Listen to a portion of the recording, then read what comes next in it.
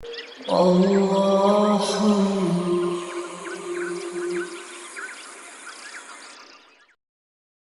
من الشیطان الرجیم بسم اللہ الرحمن الرحیم۔ عزیزان ایمان، آج مارچ 1983 کی 18 تاریخ ہے اور درس قرآن کریم کا آغاز سورہ واقعہ کی آیت 75 سے ہو رہا ہے، 56/75۔ اب یہ حقیقت تو آپ کے سامنے آ چکی کہ قرآن کا بنیادی نقطہ یہ ہے کہ جو قوانین خدا کی طرف سے مقرر ہوئے ہیں وہ غیر متبدل ہیں، ابدی ہیں، اور اسی کو قرآن کریم اس عالم محسوسات کے نظام سے مختلف اطراف اور گوشوں کی مثالوں سے سمجھایا چلا جاتا ہے۔ سابقہ آیات میں انسانی تخلیق کے متعلق یہ بتایا کہ اسے دیکھیے کہ کس قدر قانون کی زنجیروں میں وہ جکڑی ہوئی اور قوانین کیسے غیر متبدل ہیں۔ پھر زراعت کی مثال سے سمجھایا کہ تم دیکھو کہ وہ کس طرح قانون کی پابندیوں سے وہ ایک چھوٹا سا دانہ پروان چڑھ کر اتنا بڑا ایک درخت بن جاتا ہے، فصلیں پیدا ہو جاتی ہیں، سامان رزق اس میں سے مہیا ہوتا ہے۔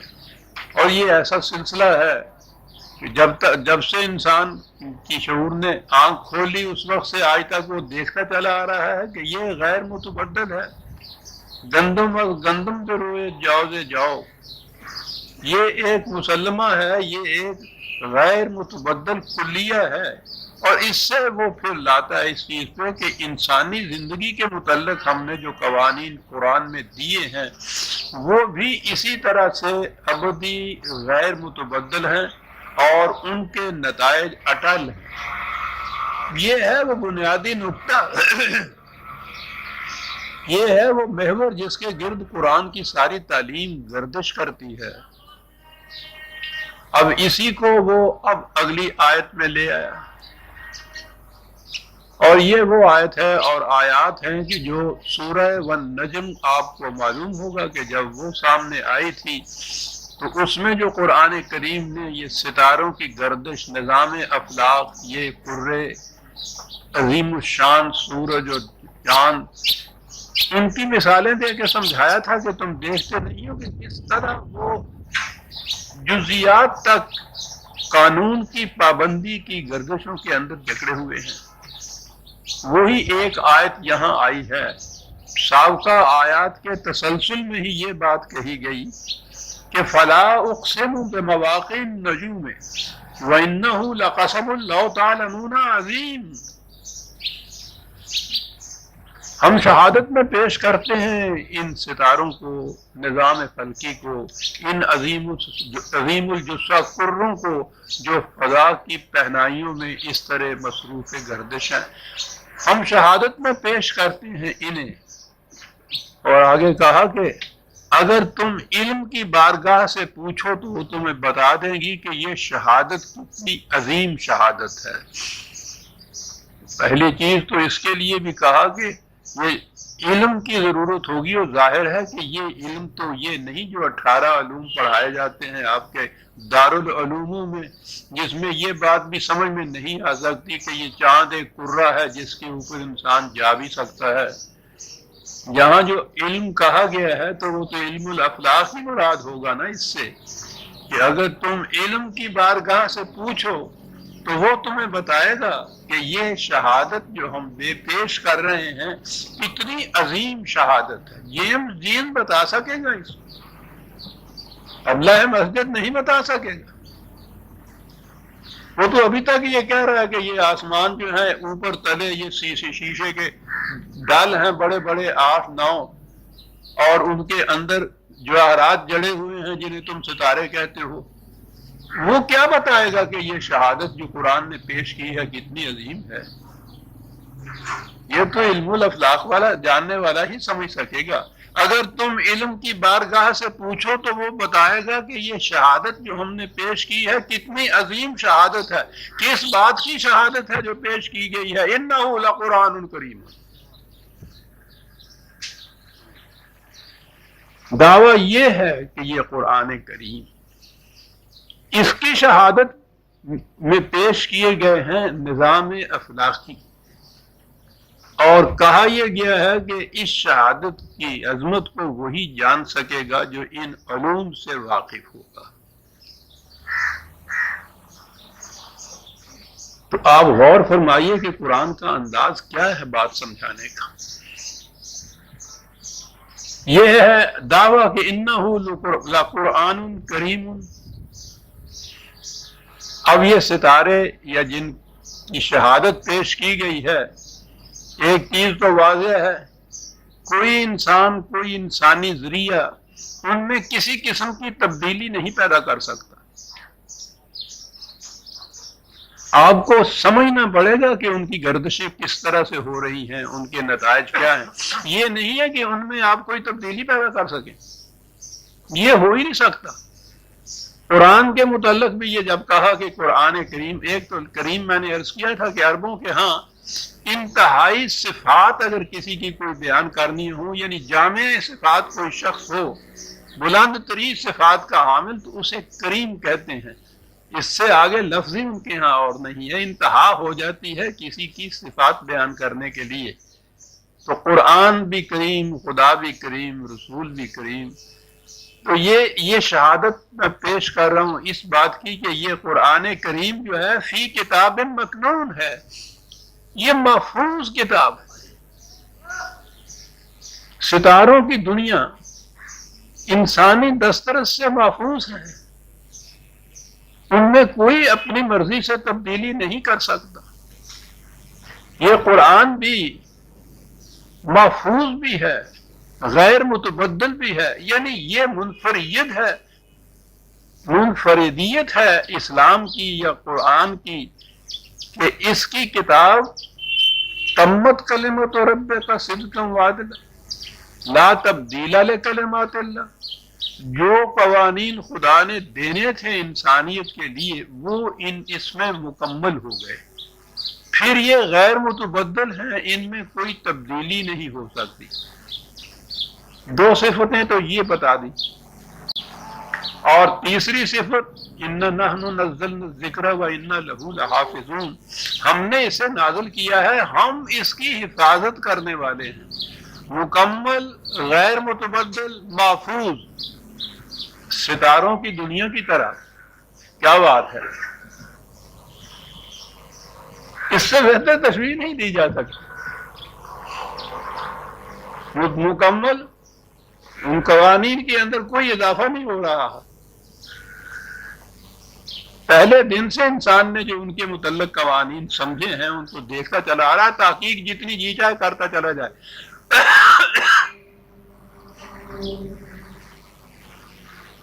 وہ ان کی نقل و حرکت میں یا جن قوانین کے تابع وہ محو گردش ہیں، ان میں انسان تبدیلی نہیں کر سکتا، کوئی تبدیلی نہیں کر سکتا، خدا نے بھی تبدیلی نہیں کی۔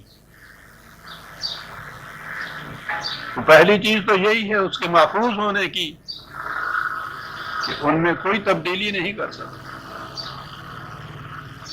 قرآن کی بھی یہ صفت فی کتاب مکنون، محفوظ کتاب کے اندر ہے۔ دوسری جگہ اسی کو لوح محفوظ کہا ہے قرآن نے، یہاں کتاب مکنون کہا ہے۔ حوالہ اس کا لے لیجئے، بل هو قرآن مجید فی لوح محفوظ، لفظ محفوظ یا وہاں مکنون ہے، بات ایک ہی ہوتی ہے۔ لوح محفوظ، یہ ہے 85/21-22۔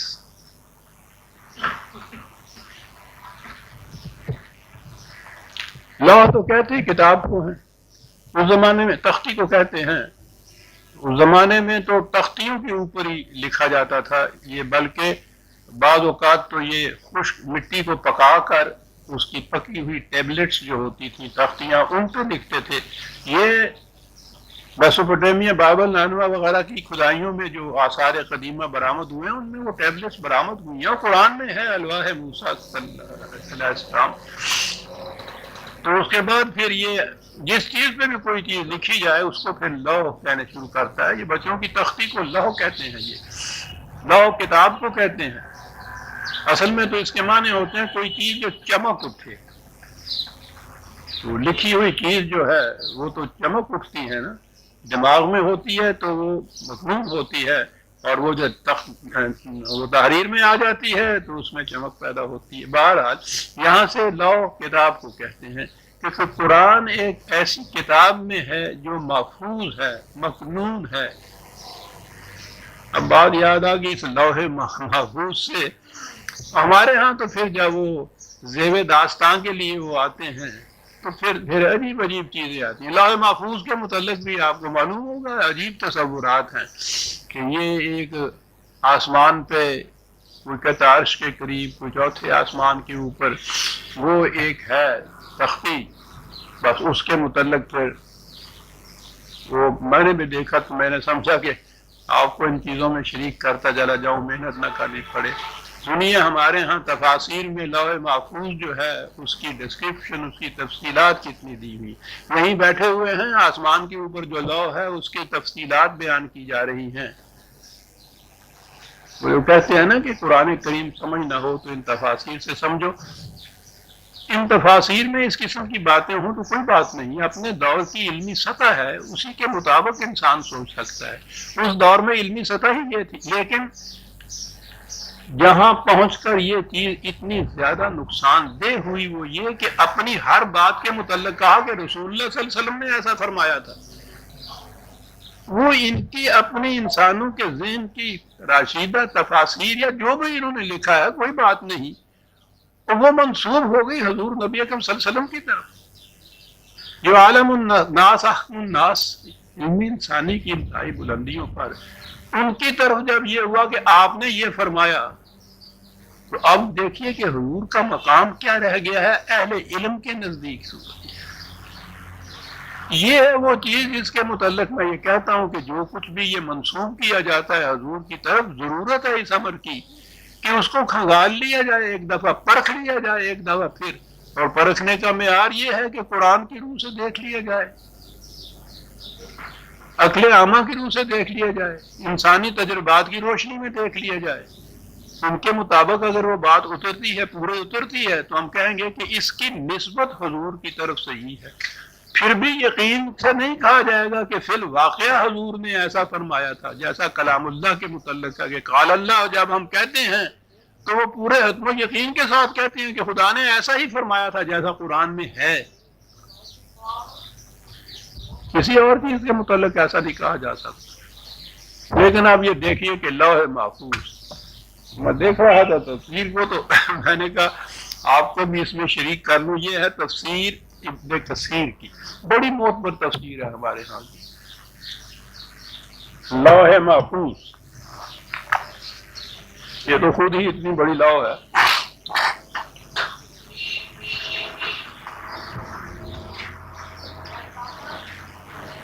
حضرت انس رضی اللہ تعالی عنہ فرماتے ہیں، صحابہ سے روایت ہو جاتی ہے اور بڑی معتبر روایت ہوتی ہے ان کے نزدیک، جو صحابہ سے مروی ہو جاتی ہے. فرماتے ہیں کہ یہ لوح محفوظ حضرت اسرافیل کی پیشانی پر ہے.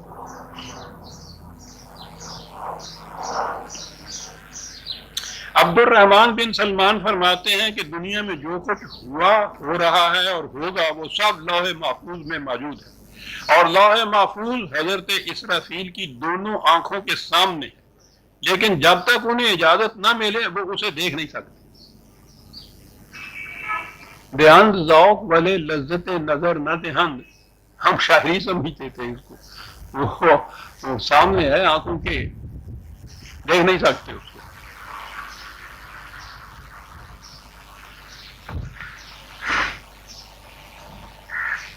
وہ حضرت ابن عباس رضی اللہ تعالیٰ عنہ فرماتے ہیں کہ یہ لوح سفید موتی کی ہے، اس کا طول آسمان اور زمین کے درمیان کے برابر ہے، اس کی چوڑائی مشرق و مغرب کے برابر ہے، اس کے دونوں کنارے موتی اور یاقوت کے ہیں، اس کے دونوں پٹھے سرخ یاقوت کے ہیں، اس کا قلم نور ہے، اس کا کلام عرش کے ساتھ وابستہ ہے، اس کی اصل فرشتے کی گود میں ہے، مقاتل فرماتے ہیں کہ یہ خدا کے عرش کے دائیں طرف ہے۔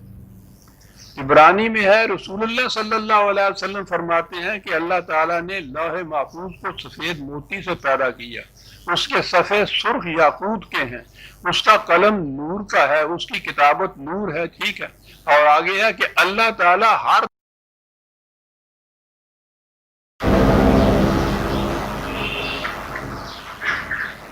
بات یہ ہے کہ رسول اللہ صلی اللہ علیہ وسلم فرماتے ہیں،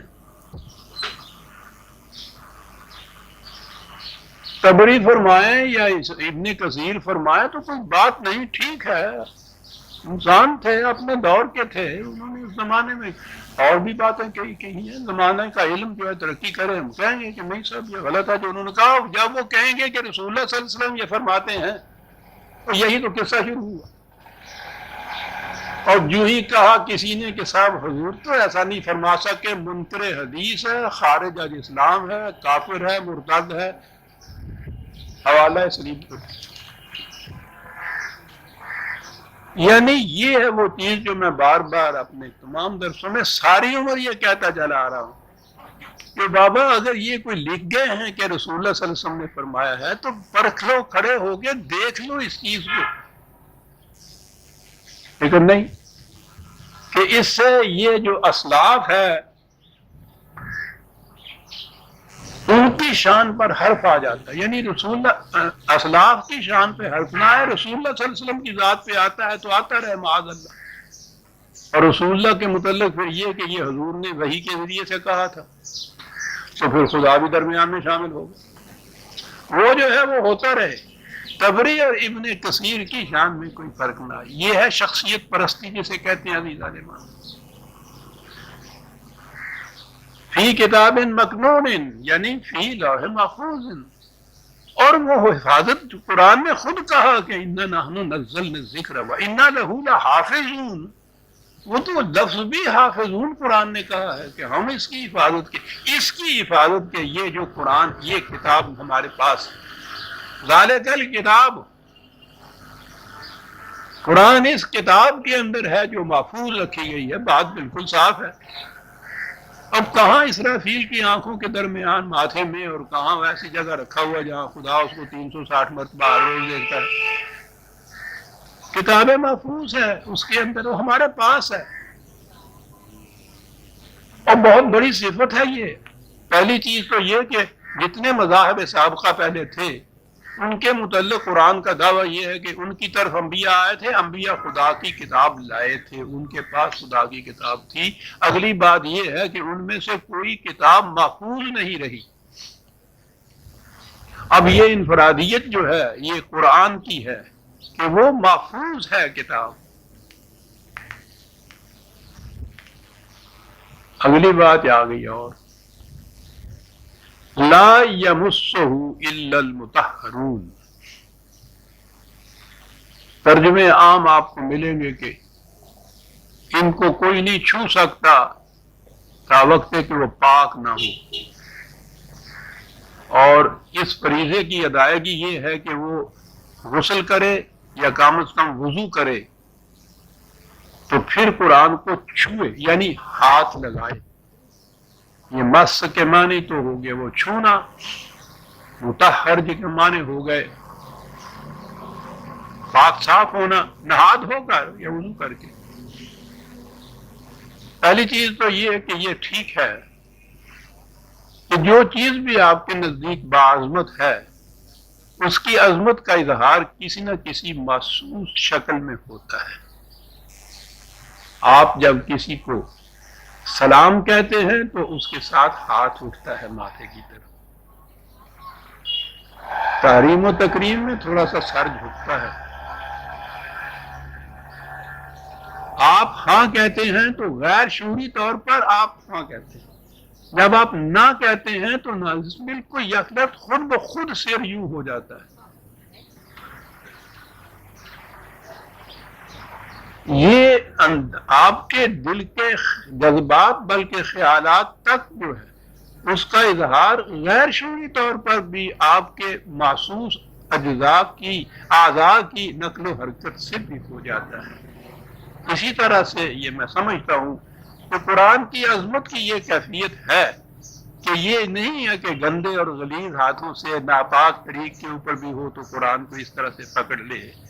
ٹھیک ہے، یہ بھی ایک چیز ہے، لیکن اتنی سی بات ہی نہیں ہے کہ یہ کیا آپ نے اور قرآن کا یہ جو حکم ہے اس کی تعمیل ہو گئی. وہ حکم تو کچھ اور دیتا ہے اس کے ساتھ. میں عرض کرتا ہوں کہ یہ اگر نہ بھی ہم کہیں کہ خدا نے کہا ہے کہ پاک اور صاف غسل کر کے ہاتھ دھو کے صاف قرآن کو ہاتھ لگاؤ، تو عقل انسانی کا بھی تقاضا یہ تھا کہ پاک و صاف ہو کہ اتنی باعظمت کتاب کو یہ کھولے. لیکن وہ تو بات ہی کچھ اور کہہ گیا ہے. یہ لفظ ہے یمسہ، عربی زبان میں جس کو چھونا انہوں نے کہا. لمس بھی ہے عربی زبان میں، مس بھی ہے عربی زبان میں. لمس تو صرف چھونے کو کہتے ہیں. یہ جو مس ہے یہ آپ کے ہاں بھی استعمال ہوتا ہے اتفاق سے اردو میں کہ جی اسے تو آگے لطیفہ سے مس تک بھی نہیں. کیا معنی ہوتے ہیں اس کے؟ معنی ہم دوسری جو لفظوں میں کہتے ہیں کہ اس نے تو اسے چھوا تک نہیں. اس کے معنی یہ نہیں ہوتے کہ اس نے ٹچ نہیں کیا اس کو. اس کے معنی یہ ہوتے ہیں کہ ذرا بھی نہیں سمجھا، اسے اس کا ادراک ہی نہیں ہے، فہم ہی نہیں ہے، سمجھا ہی نہیں ہے، جانتا ہی نہیں ہے، ادراک ہی نہیں ہے. یہ معنی ہوتے ہیں. عربی زبان میں بھی لمس اور مس میں یہ فرق ہوتا ہے.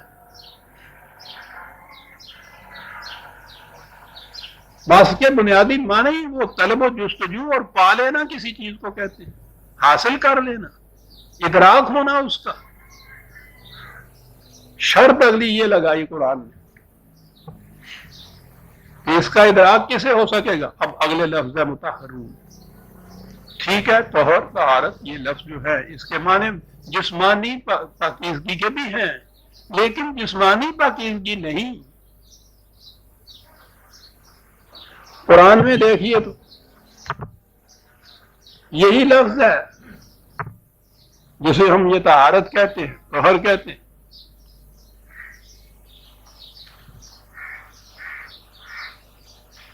5/41 میں یہ اولئک الذین لم یرد اللہ ان یطہر قلوبہم. ذکر آ رہا ہے ان کا جو قرآن کو وہ تو عرب تھے، عربی زبان میں قرآن تھا، اس کو پڑھتے تھے، کہنے لگے کہ نہیں ان کی سمجھ میں نہیں آتا، یہ نہیں مانتے، اس لیے کہ ان کا قلب جو ہے وہ مطہر نہیں ہے. وہی لفظ ہے قلب کا پاکیزہ ہونا. اب پاکیزہ بھی نہیں ہم لفظ استعمال کرنا چاہیے، معنی پھر وہیں چلے جائیں گے. اب قلب کی پاکیزگی جو ہے اس کے لیے کیا کیا جائے گا؟ انہوں نے تو جو بنا لی نا اپنے ہاں کی افسانے. نبی اکرم صلی اللہ علیہ وسلم کا پھر وہ معراج کی شب جبریل نے آ کے سینہ چاک کیا تھا، پھر اندر سے دل نکالا تھا، پھر زمزم کے پانی سے اس کو دھویا تھا، پھر اس کو پاک صاف کر کے پھر اندر آ کے تو ٹانکے لگائے تھے. اب وہ تو وہ قلب کا صاف کرنا ہو گیا، وہ تو وہ ہو گیا. اب اور کس کا قلب اس طرح سے صاف ہوگا؟ پاکیزگی قلب و نگاہ روز ہم بولتے ہیں ان لفظوں کو. صاف ہونا، اور بات بالکل صاف ہے. قرآن کے مقاصد و مفہوم اور مطالب کو سمجھا نہیں جا سکتا تاوقت ہے کہ انسان خالی ذہن ہو کر اس کی طرف نہ آئے. اگر پہلے سے اپنے ذہن میں کچھ خیالات آپ نے قائم کر لیے ہیں اور اس کے بعد قرآن کی طرف آتے ہیں اس مقصد کے لیے کہ آپ کے قائم کردہ خیالات کی تائید قرآن سے مل جائے، یعنی آپ قرآن کو اپنے خیالات کے تابع رکھتے ہیں، صاف صاف مل جائے تو خیر، نہیں تو پھر تعویل کیجئے، کھینچ تان کے لائیے ادھر، اس کے مطابق مل جائے. قرآن نہیں سمجھ میں آ سکتا. تم قرآن کو اپنی سمجھ کے تابع رکھنے چاہتے ہو. قرآن سمجھ میں آئے گا تو پہلے سے دماغ میں کوئی عقیدہ، کوئی مسلک، کوئی تصور، کوئی نظریہ یہ نہ رکھا ہوا ہو، خالی اس ذہن ہو. اس کو کہیں گے دماغ کی تطہیر، اسے کہیں گے طہارت قلبی. طہارا کے معنی ہوتا ہے دور کرنا کسی علائش کا. ان چیزوں کو دور کیجئے پہلے تو پھر قرآن سمجھ میں آتا ہے عزیزان مان. میں عرض کروں گا کہ میں کبھی میں نہیں کیا کرتا، لیکن چونکہ ساری عمر اس قرآن کو سمجھنے میں گزری ہے، آدھی عمر اسی قرآن کو پڑھا، کچھ تھوڑی بہت عربی بھی جانتے تھے، بہت پڑھا، تفاسیر پڑھی، روایات دیکھی، قرآن کو پڑھا،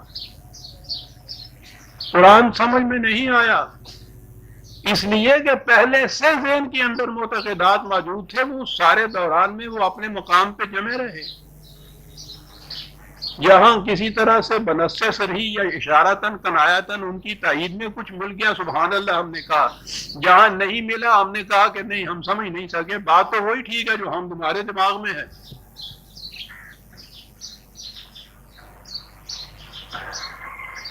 آدھی عمر قریباً یا تہائی عمر، آج عمر تو بڑھ گئی ہے، اسی میں صرف ہو گئی اور اسی مقام پہ رہے جو اعتقادات پہلے ذہن میں تھے۔ اپنی واردات بتا رہا ہوں، اور جب یہ بات سمجھ میں آئی کہ قرآن سمجھا اس صورت میں جائے گا، لا الہ پہلی صورت ہے صاحب اس کے بغیر، لا الہ کے بغیر الا اللہ تک پہنچ ہی نہیں سکتا۔ وہ تو کیا پوچھتے ہو خدا تعالیٰ کی یہ کیا کر گیا، وہ دو فکروں میں دو لفظوں کے اندر بات ساری کہہ گیا ہے۔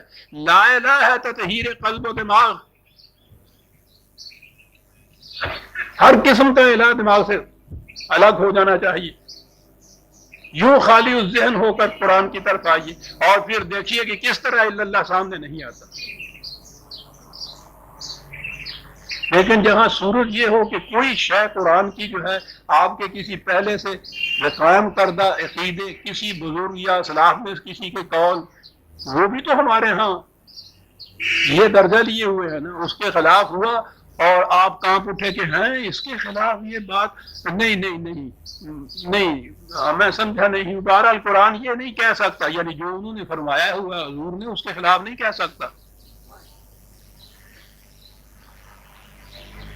عزیزان من پہ سب سے پہلے تو اپنا حضور نکال لیا دماغ سے، پھر اس کے بعد ہر انسانی حضور کو دماغ سے نکال لیے، پھر حضور باری تعالیٰ آئے گا، خالی مکان میں آئے گا، پہلے سے بسا ہوا ہوگا ذہن اور قلب کے اندر کوئی اور، تو وہ اس صورت میں نہیں آئے گا۔ یہاں عام طور پہ ہم اس مکان میں داخل نہیں ہوتے جہاں پہلے سے کوئی بسا ہوا ہو، پہلے کہتے ہیں کہ صاحب اس کرایہ دار کو نکالو پھر ہم جائیں گے اندر۔ قرآن اور اس کے بعد اگلی بات عزیزان من، جب آپ کسی فرقے سے متعلق ہو جائیں گے تو قیامت تک قرآن سمجھ میں نہیں آئے گا۔ اسلام تو وہ ہوگا جو اس فرقے کے معتقدات ہیں، انہیں آپ چھوڑ ہی نہیں سکتے، قرآن کو کیا سمجھو گے؟ یہ تھی وہ مشکل، اور فرقہ پھر ایک نہیں، ان کے کہنے کے مطابق 72 ہوا، ویسے 72,000، تو قرآن کس طرح سمجھ میں آئے؟ یہ دشواری تھی جس کے متحد کہا کہ قرآن صرف تلاوت کے لیے ہے، اس سے ثواب ہوتا ہے، کچھ اپنے پاس رکھ لیا کرو اور کچھ پارسل کر کے مردوں کو پہنچا دیا کرو، بس اس کا مصرف یہ رہ گیا، بس وہاں تو یہ ہوا، باقی رہا قرآن سے اسلام متعین کرنا، عقائد متعین کرنا، زندگی کے مقاصد متعین کرنا، یہ سارا کچھ جو ہے وہ روایات نے، فقہ نے، تفاسیر نے وہ کر دیا، وہ تمہارے فرقے نے کر دیا ہے تمہارے لیے، یوں کہیے نا۔ اب اسی فرقے بندی کے کو ساتھ رکھتے ہوئے قرآن کی طرف آئیے، تو معاف فرمائیے میں کسی خاص فرقے کے خلاف یا کوئی تنقید نہیں کر رہا، ذہن میں رکھ کے آئیے تو اسی قرآن سے، میں چھوٹی سی مثال دیتا ہوں، اسی قرآن سے وضو میں پانی کے پاؤں دھونے کا بھی آپ کو مل جائے گا، اگر آپ اس طرح سے سنی ہے، پاؤں پہ مسح کرنے کا بھی مل جائے گا اگر آپ دوسرے فرقے سے متعلق ہیں، اور قرآن کہتا ہے کہ اس کے من جانب اللہ ہونے کی دلیل یہ ہے کہ اس میں متضاد بات نہیں ہے، چھوٹی سی بات ہے، یہ محسوس سی بات ہے کہ پاؤں دھویا جائے یا مسح کیا جائے، دونوں کو قرآن سے یہ مل رہا، کوئی عقیدے کا تضاد نہیں ہے کہ اس میں آپ یہ کہیں کہ نہیں صاحب کچھ یوں تعویل سی کر لیجیے، محسوس چیز ہے، دھونا یا مسح کرنا، چھونا، دونوں کو مل جائے گا۔ یہ کوئی فرقہ بھی یہ نہیں دعویٰ کرتا کہ میں قرآن کے خلاف عقائد رکھتا ہوں. تو قرآن سے باہر کم از کم 72 قسم کے عقائد مل جاتے ہیں نا پھر ان کو. یہ کیوں مل جاتے ہیں؟ پہلے سے اپنے عقائد و نظریات کو ذہن میں محکم طور پر رکھ کے پھر قرآن کی طرف آتے ہیں.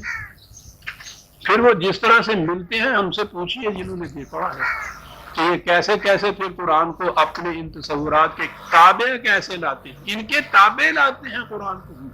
ہنسی آتی ہے عزیزان من، مزہ انگیز صورت بعض اوقات، بعض کیا اکثر اوقات ہو جاتی ہے یہ، لیکن عقیدہ ہے انسان کا، وہ اسی کے اوپر جھومتے ہیں. قطعاً نہیں سمجھ میں آ سکے گا. عزیزان من یہ سن رکھیے، نہ قرآن سمجھ میں آئے گا، نہ آپ کے ہاں کوئی اسلامی نظام قائم ہوگا جب تک آپ قرآن کی طرف ان تمام تصورات کو الگ کر کے نہیں آئیں گے.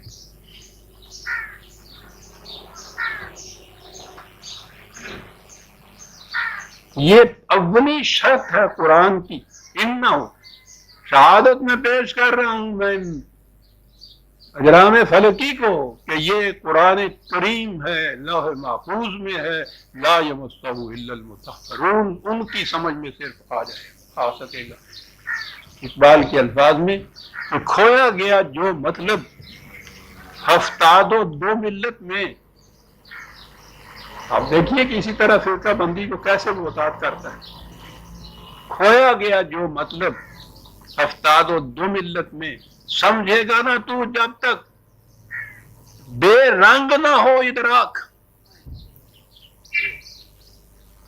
صبغۃ اللہ و نحن، ایک ہی رنگ ہے جو خدا کا رنگ ہے. وہ رنگ اس وقت چڑھے گا جو پہلے دماغ رنگین نہیں ہوگا. پہلے رنگ کے اوپر دوسرا رنگ نہیں آئے گا، اس کو دھونا پڑے گا پہلے سے. سمجھے گا نا تو جب تک بے رنگ نہ ہو ادراک. دوسری جگہ وہ یہ کہہ رہا ہے کہ بیان میں نقطہ توحید آ تو سکتا ہے، تیرے دماغ میں بت خانہ ہو تو کیا کہیے. عزیزان من، جب تک لا الہ ان بتوں کو نہ نکالیں گے آپ حریم کعبہ سے، اپنے قلب اور دماغ کے قبلہ سے، کعبے سے، اس وقت تک تو نبی اکرم صلی اللہ علیہ وسلم نے بھی جو تاریخ بتاتی ہے کعبے میں اس وقت قدم رکھا تھا جب پہلے سے اس کے اندر بسے ہوئے بتوں کو نکال باہر نہیں کیا تھا. وہ تو محسوس بت تھے، پتہ چل گیا کہ رکھے ہیں، پتہ چل گیا باہر ہے. یہ جو دماغوں کے اندر چمٹے ہوئے بت ہیں، اور پھر وہ بت تو پھر بھی وسن کہتے ہیں اس کی وجہ سے تھا کہ وہ ایک جگہ جمع ہوئے ہوتے ہیں، لفظی وسن ہے ان کے لیے عربی زبان میں.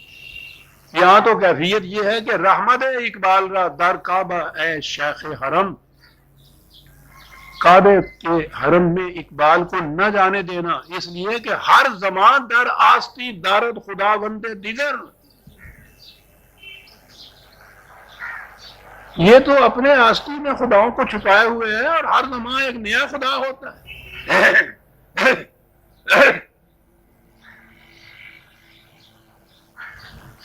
ہی تراشد فکر ما ہر دم خدا بندے دیگر.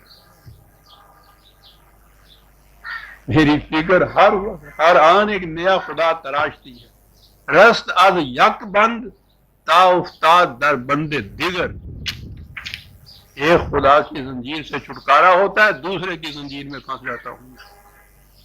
تو جب قلب و نگاہ کی صورت یہ ہو انسان کی کہ ہر دم ایک نیا خدا ہے، تو پھر قرآن کیسے سمجھ معاف رکھیے گا.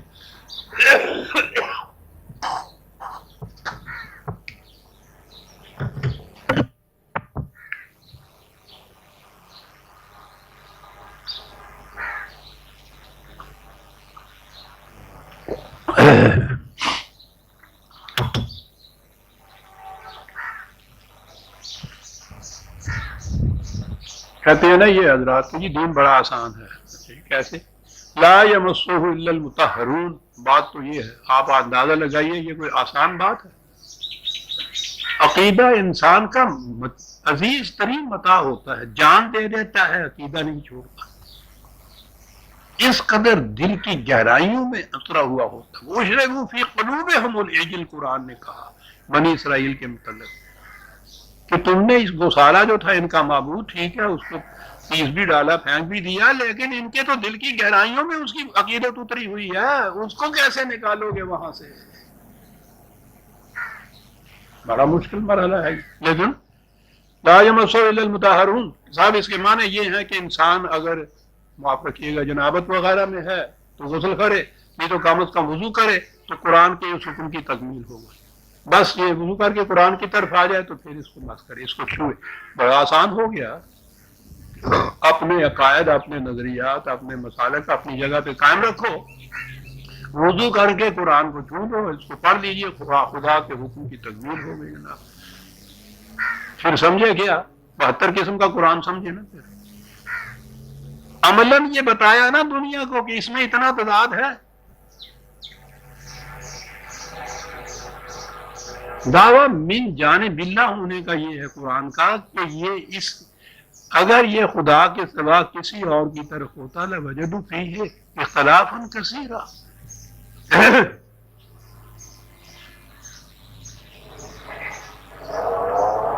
بڑے فخر سے کہا گیا جناب،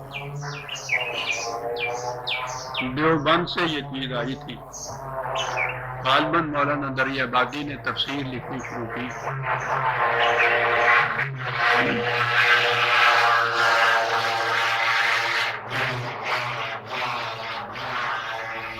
خوب سے دارالعلوم دیوبند کے تذکرہ میں یہ چیز جو تبصرہ آیا اس میں یہ تھا کہ اس وقت تک قرآن کی جو تفسیریں عام طور پر یا ترجمے بھی کیے گئے تھے وہ عام طور پر شافعی نقطہ نگاہ سے، مالکی نقطہ نگاہ سے کیے گئے تھے۔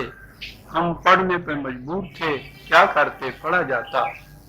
للہ الحمد کہ اب ایک خالص حنفی نقطہ نگاہ سے قرآن کا ترجمہ آ گیا، قرآن کا حنفی ترجمہ۔ چلے ہیں قرآن سمجھنے، بڑے خوش تھے۔ قرآن نے یہ کہا ہے نا کہ جب ان کے سامنے خدائے واحد کا ذکر کرو تو ان کے سینے پہ سانپ لوٹنے لگ جاتا ہے، اور جب اس کے سوا کسی اور کا کرو ہم یستبشرون، باتیں کھل جاتی ہیں۔ سبحان اللہ، حنفی ترجمہ جناب، جی جشن منا رہے ہیں، حنفی ترجمہ، شافعی ترجمہ، قرآن سمجھنے جا رہے ہیں۔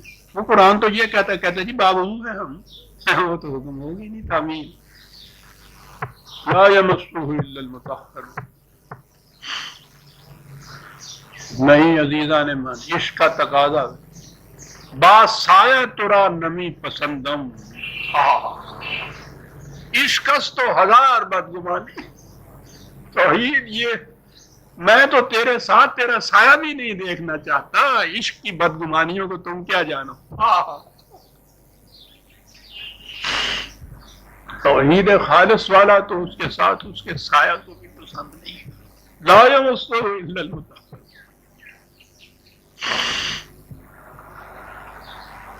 اور یہ سب کیوں ہے ایسا یہ قرآن؟ اس لیے کہ تنزیل من رب العالمین،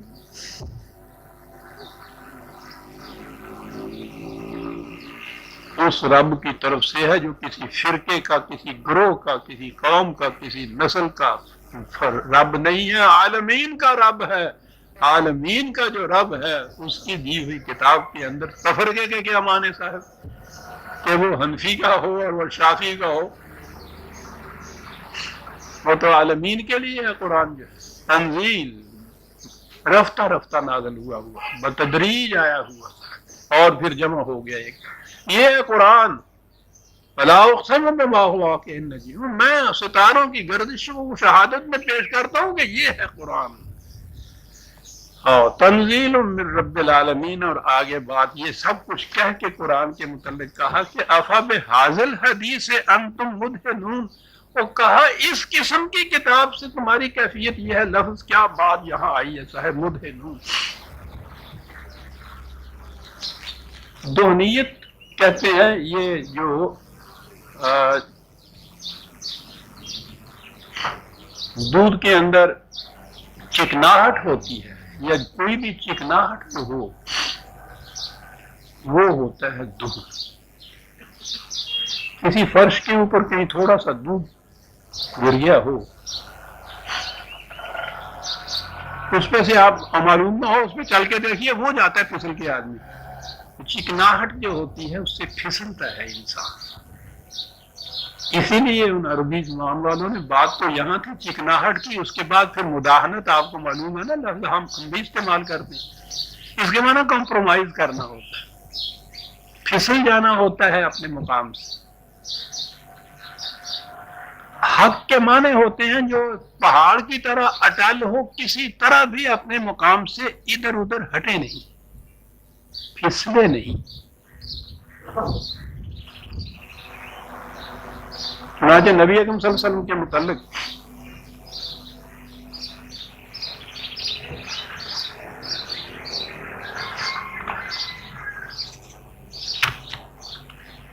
بتایا ہے کہ یہ جو مخالفین سے ان کے ساتھ اس قدر جھگڑے،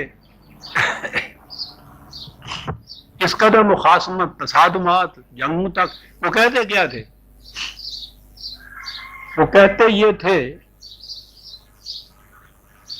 کہ اس قرآن میں کچھ تھوڑی سی تبدیلی کر دو ہماری خاطر تو پھر ہم تمہارے ساتھ ہو جائیں گے. تھوڑا سا کمپرومائز. اور حضور کا جواب ہر بار یہ تھا کہ بابا یہ میرے بس کی بات نہیں ہے، یہ کتاب میری نہیں ہے جو اس میں یہ کر دوں، وہ تو کسی اور کی ہے، میں تو صرف پہنچانے والا آیا ہوں. اگر چٹھی رسان درمیان میں خیانت شروع کر دے تو چٹھی رسانی کا فریضہ ہی اللہ نہیں دے سکتا، تو میں اس میں کچھ نہیں کر سکتا. انہوں نے کہا تھوڑی بہت مفاہمت تو صحیح. ان کا ایک لفظ کی مفاہمت بھی نہیں ہوتا، وہ کمپرومائز، کوئی مفاہمت نہیں، کوئی نظریہ ضرورت اس کے اندر کام نہیں دے سکتا. اٹل ہے اپنے مقام کے اوپر، پہاڑ کی طرح محکم ہے. اسی کے لیے یہ چیز تھی. وہ کہتے تھے ودو لو تدہنوا فیدہنون. وہ لفظ میں مداہنت کے معنی پیش کر رہا ہوں قرآن سے، 68/9. اس لیے قرآن حضور سے کہا فلا تطع المکذبین، یہ تکذیب کرنے والے ہیں،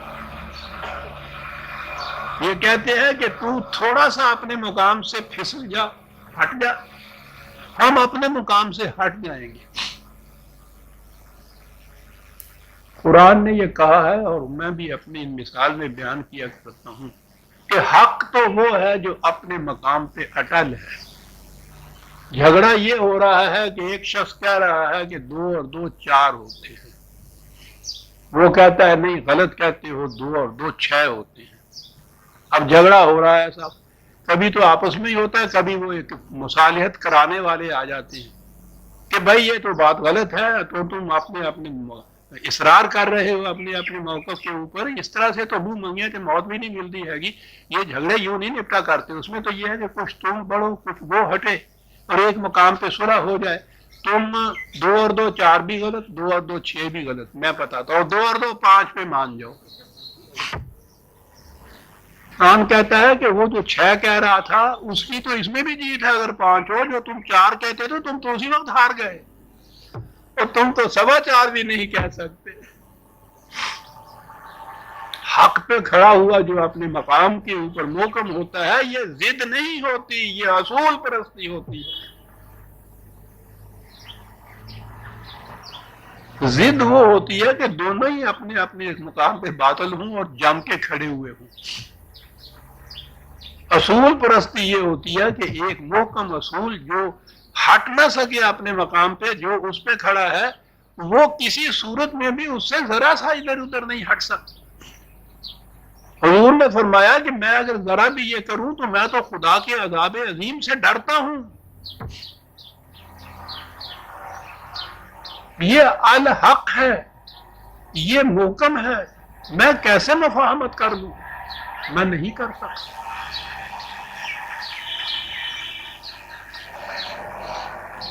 یہ جو شرکت ہے، ہاں پھر اقبال آ گیا کہ باطل دوئی پرست ہے، حق لا شریک ہے، شرکت میں آنا ہے حق و باطل نہ کر قبول۔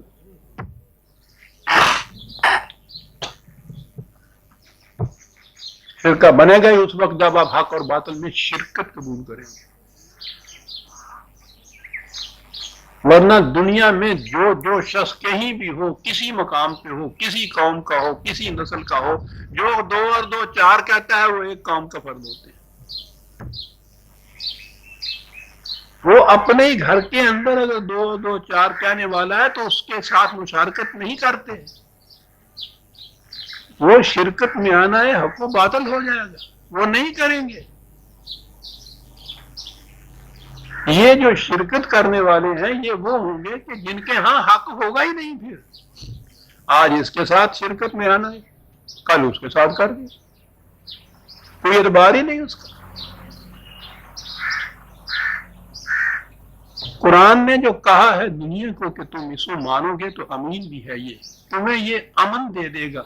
آپ سوچئے یہ امن کیا ہے قرآن کی طرف سے، کہ یہ ہے ایک ضابطہ قوانین ہمارا، یہی آئین ہے، یہی قوانین کا ضابطہ ہے، یہی مسلک ہے، یہی مذہب ہے۔ اس کو سمجھ سوچ کر دیکھ لو، پرکھ لو، عقل و بصیرت کی روح سے اس کو دیکھو۔ اگر تمہارا دل ٹھک جائے، سمجھ میں بات آ جائے کہ یہ صحیح ہے، اسے تسلیم کر لو۔ تسلیم کرنے کے بعد تمہیں معلوم ہو جائے گا کہ یہ جسے اسلامی نظام یا اسلامی مملکت کہتے ہیں وہ اس کے مطابق احکام نافذ کرے گی، اس کے مطابق جو تم نے سمجھ لیا ہے۔ اب یہ تو ہو سکتا ہے کہ صاحب اس وقت جو قوانین تم اس میں دے رہے ہو وہ تو ہم نے سمجھ لیے، ہمارے لیے قابل قبول ہیں، تو امن ہوتا ہے نا۔ جو قانون پہلے سے قابل قبول ہو آپ کے لیے، اگر وہ نافذ ہو جائے تو اس میں آپ کو کوئی اضطراب اور کوئی پریشانی نہیں ہوتی، وہ تو آپ نے پہلے سے مانا ہوا ہوتا ہے۔ یہ جو امت مسلمہ ہے اس نے ان قوانین کو پہلے سے مانا ہوا ہوتا ہے، جبھی وہ اس امت کا فرد بنتا ہے، تو اس کے مطابق اگر قانون ملتے چلے جائیں تو اس کو اضطراب ہی نہیں ہوگا، لا رہا بات نہیں، اس کو کشمکش ہی نہیں ہوگی، اس قانون کے خلاف اس کو کسی قسم کی گرانی نہیں گزرے گی، اس نے پہلے سے تسلیم کیا ہوا ہے انہیں۔ لیکن اگر یہ صورت ہو کہ آج یہ قانون ہے، کل کوئی دوسرا قانون آنا ہے، آپ کو کسی وقت بھی اطمینان قلب نصیب نہیں ہو سکتا کہ پتہ نہیں صاحب کل کو کیا قانون نافذ ہو۔ ٹھیک ہے جی، اس وقت تو ہم سمجھتے ہیں کہ یہ ٹھیک ہی ہے، لیکن اس کا کیا اعتبار ہے کہ کل کو اس کو الٹ ہی دیا جائے، منسوخ کر دیا جائے، اس کی جگہ کوئی دوسرا لے آئے۔ کبھی اطمینان نصیب نہیں آپ کو ہو سکتا اگر یہ ہو کہ جو لاز آج ہم قابل اطمینان سمجھتے ہیں ان میں جس وقت جی جائے تبدیلی ہو جائے، کبھی آپ کو اطمینان نصیب نہیں ہو سکتا۔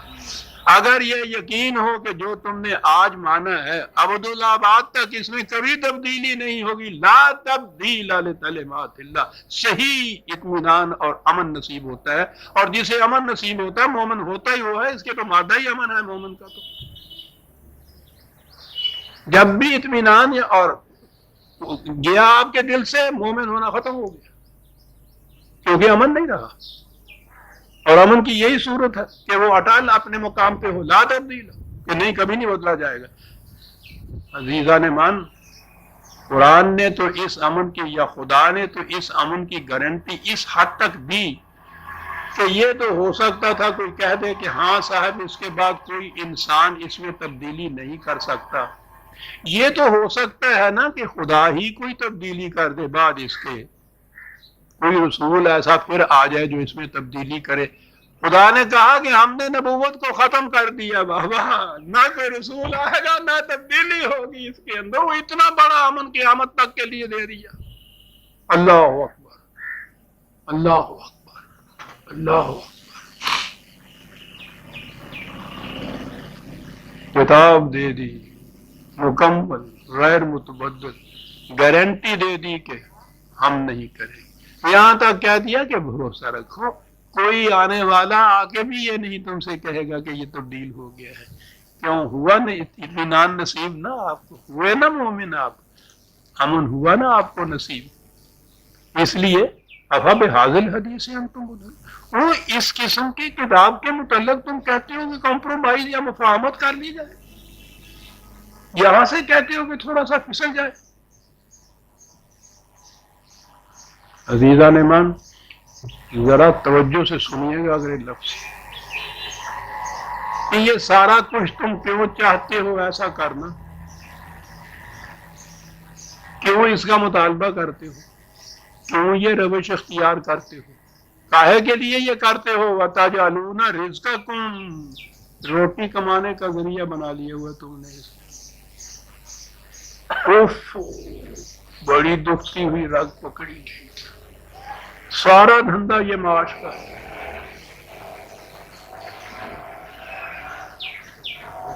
یہ جو تم اپنے فرقے کے ساتھ چمٹے ہوئے ہو ہے کیا بات جناب؟ اس محلے کے اندر ایک مسجد، اس مسجد کے اندر فلاں حنفی قسم کے امام وہ امامت کرا رہے ہیں سر، دوسرے عقیدے کا کوئی آ گیا ہی نہیں کہ ہاں کا بریلوی حنفی وہ آ گیا، اب اس مسجد کے اندر تو وہ بیٹھا ہوا ہے، اس کی قسم کی نماز پڑھائی جا رہی ہے۔ یہ کیا کرے؟ تعلیم یہ دی جاتی ہے 9-10 سال عزیزان ایمان ان طالب علموں کے ان دارالعلوموں کے اندر بس ہو جاتے ہیں، 9-10 سال۔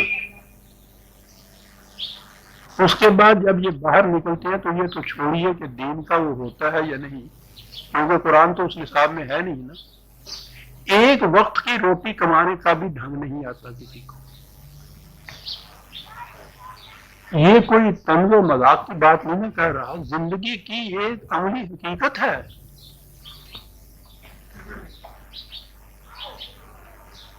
کیا کہے گا یہ؟ صاحب کے بچے تو ہیں نہیں، مٹی کھا کے گزارا کر لیں گے۔ وہ ایک مسجد تھی، اس میں وہ بیٹھا ہوا، اس کا رزق وہاں لگا ہوا، یہ کیا کرے وہاں؟ پھر یہ وہاں کہے گا ان کو کہ یہ جو نماز تمہیں پڑھا رہا ہے نا یہ صحیح نہیں ہے، باطل ہو رہی ہیں تمہاری نمازیں، صحیح نماز جو ہے وہ میرا فرقہ پڑھائے گا۔ اس کے لیے ضروری ہے کہ یہ ایک الگ جماعت ہو، اور ضروری ہے کہ الگ مسجد ہو، ضروری ہے الگ امام ہو۔ اب اس کی روٹی اسی صورت میں وہاں لگ سکتی ہے کہ یہ اس مسجد سے الگ مسجد بنائے۔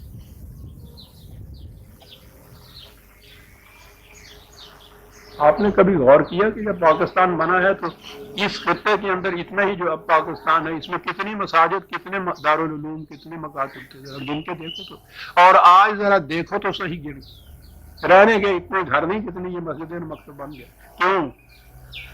ہر سال کم از کم انہی کی گنتی کے مطابق 9-10 ہزار نکلتا ہے طالب علم اس میں سے۔ کوئی کاروبار نہیں جانتا، کوئی دھندا نہیں جانتا، رزق کمانے کا کوئی ذریعہ نہیں ہے، اور یہی ایک ذریعہ ہے۔ تشکیل پاکستان کے بعد میں نے یہ پہلی بات کہی تھی کہ جتنے ہم لوگ وہاں سے پناہ گزین جن کو کہا کرتے تھے وہاں سے یورش کر کے ادھر آئے ہیں، ہجوم کر کے جو آئے ہیں، یہاں ایسے ایسے وسائل موجود ہیں کہ ان کو دے دیے جائیں گے تو کچھ دقتیں تو ہوگی، لیکن تھوڑے سے وقت کے بعد یہ محنت مشقت کر کے اپنی اپنی جگہ یہ پاؤں ٹکا لیں گے، ان کی روٹی کا انتظام ہو جائے گا۔ میں نے کہا تھا ایک گروہ ایسا ہے جس کے لیے یہ ممکن نہیں، اور وہ ہے یہ علماء حضرات کا گروہ۔ یہاں جو آئے ہیں تو جتنی مساجد ہیں ان میں تو پہلے سے موجود ہیں ائمہ خطیب، وہ تو آپ کسی کو دے نہیں سکتے۔ ہندوؤں کے، سکھوں کے، عیسائیوں کی جو پرستش گاہیں ہیں، مندر ہیں، گرجی ہیں، وہ الاٹ کر نہیں سکتے۔ یہ کہاں جائیں گے؟ یہ کیا کریں گے؟ میں نے یہ تجویز کی تھی کہ ان کے لیے باعزت روٹی کا انتظام کیجیے، اور آئندہ کے لیے نجی طور پر یہ جو کچھ بن کے نکلتے ہیں اس کو ختم کر دیجیے، ورنہ مستقل مصیبت رہے گی اقتصادی طور پہ بھی آپ کے ہاں، اور اقتصادی نہیں ہوگی، یہ سیاسی مشکل ہوگی۔ میں نے یہ آ کے یہاں یہ چیز کہی تھی، کون سنتا ہے؟ آج اندازہ لگا لیجئے سب سے بڑی پرابلم یہ ہے آپ کے ہاں۔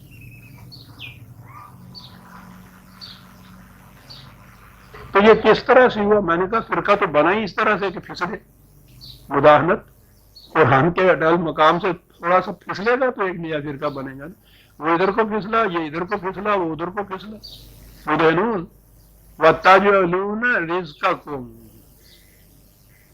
کہتا ہے کہ قرآن کو ذریعہ رزق بنا رہے ہو اور اس میں مداہنت برت کے پھر یہ ان تینوں کو کر رہے ہو. یہ چیز ایمان نہیں. انکم تکذبون، زبان سے مان رہے ہو، عملاً جھٹلا رہے ہو قرآن کو. قرآن کو ماننے کے مدعی اگر مختلف فرقوں میں بٹے ہوئے ہیں عزیزان ایمان، اس سے بڑی تکذیب نہیں قرآن کی. وہ فرقے کو شرک قرار دیتا ہے. آپ کہتے ہیں کہ یہ ہر فرقہ قرآن کے مطابق ہے، اس سے بڑی تکذیب اور کیا ہو سکتی ہے؟ قرآن اس کو بھی تائید کرتا ہے، اس کی بھی تائید کرتا ہے، اس کو بھی دلال دیتا ہے، اس کو بھی دلال دیتا ہے. نچا رہا ہے ان کو تو کہنے لگے یہ قرآن ہے. کہا قرآن کی تکذیب ہے یہ جو تم کر رہے ہو. ستاروں کی دنیا میں یہ تکذیب نہیں تم پاؤ گے. قسم ہے مجھے ان ستاروں کے آسمان کی، اس میں یہ تکذیب نہیں، اس لیے کہ وہاں مداہنت نہیں ہے، وہاں فرقے نہیں ہیں. انہوں نے اس کو ذریعہ معاش نہیں بنانا. انتم تکذبون. آیتیں تو چاندی ہیں لیکن بہرحال وقت ہو گیا.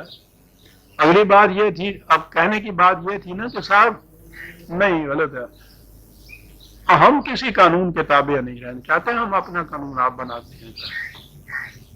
کسی قانون کا محکوم رہنا، کسی کا فرما بردار رہنا ہم نہیں کہتے ہیں. کہ یہ جو کچھ کرتے ہیں نا من مانی، عملاً وہ یہی کہتے ہیں کہ ہم خدا کے قانون کے تابع نہیں ہیں، نہیں رہنا چاہتے. زبانی کہتے ہیں، عملاً نہیں رہتے. کہتے ہیں کہ یہ صورت ہے نا. کہتا ہو جو تم یہ دعویٰ کر رہے ہو کہ ہم کسی خدا کے قانون کے تابع نہیں رہ رہے، ہم نہیں مانتے. کہا ذرا آؤ ہم تمہیں بتائیں گے مانتے ہو کہ نہیں مانتے. اور یہ جو اگلی آیت میں بتایا بڑی عجیب چیز ہے، اسے ہم آئندہ درس میں لیں گے. ربنا تقبل منا انک انت السمیع العلیم. 1 منٹ کے لیے ایک اعلان.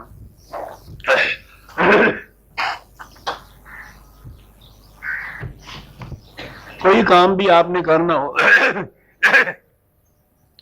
اس کے لیے پہلی چیز ہوتی ہے اس کام کرنے کا عزم. ارادہ جب محکم ہوتا ہے تو اس کو عزم کہتے ہیں. یہ عزم ہی تھا جس کے لیے لفظ ریزولوشن انہوں نے اعلان کیا تھا. ریزولوڈ، عزم کیا اس بات کا، ڈیٹرمنڈ. یہ تھی چیز. ترجمہ اس کا ہم نے قرارداد کر لیا، یہ ترجمہ صحیح نہیں ہے. وہ اس لیے کہ ہمارے ہاں تو اب ریزولوشن قراردادیں ہوتی ہیں، ورنہ یہ اصل میں یہ جو صحیح معنی تھے اس کے ریزولو کے، ریزولوشن کے، اس کے معنی تھا عزم. عزم کرنا جو ہے کسی بات کا، یہ ہے بنیاد اس چیز کی جو آپ نے حاصل کرنی ہے. ہم نے عزیزان ایمان یعنی اس ملت اسلامیہ نے ایک عزم کیا تھا، عزم کا اظہار کیا تھا، اعلان کیا تھا دنیا کے سامنے 23 مارچ 1940. زندہ قوم اگر کوئی ہوتی تو اس کے نزدیک یہ دن، جس دن اس قوم نے کوئی عزم کیا تھا یا اس کا اظہار کیا تھا، ہمیشہ کے لیے یادگار ہوتی اور اس کے شایان شان اس یادگار کو تازہ رکھا جاتا. یہ جو کہتے ہیں نا منایا جاتا، یہ منانے والی بات جو ہے یعنی منانا نہیں ہے، اس کی یاد کو تازہ رکھنا ہے تاکہ معلوم ہو جائے کہ تم نے یہ عزم کیا تھا. مدہنون، وہاں سے پھسل رہے ہو، بات آ گئی قرآن کی. یہ عزم محکم تم نے کیا تھا. ہم نے ایک عزم کیا تھا 23 مارچ 1940 کو. اور بات ہے کہ بہرحال یہاں وہ عزم ہوا، جنہوں نے عزم کیا، جو اجتماع تھا، یہ میری شنید نہیں ہے، آنکھوں دیکھی بات ہے. میں تو ساتھ تھا، وہاں موجود تھا، ساتھ آیا تھا قائد اعظم کے دلی سے یہاں. تو میں بہرحال کچھ بھی اور نہ کر سکوں. یہ جو اس قسم کے یادگار دن ہیں ان پہ ایک خصوصی خطاب، ایک خصوصی درس دیا کرتا ہوں. 23 مارچ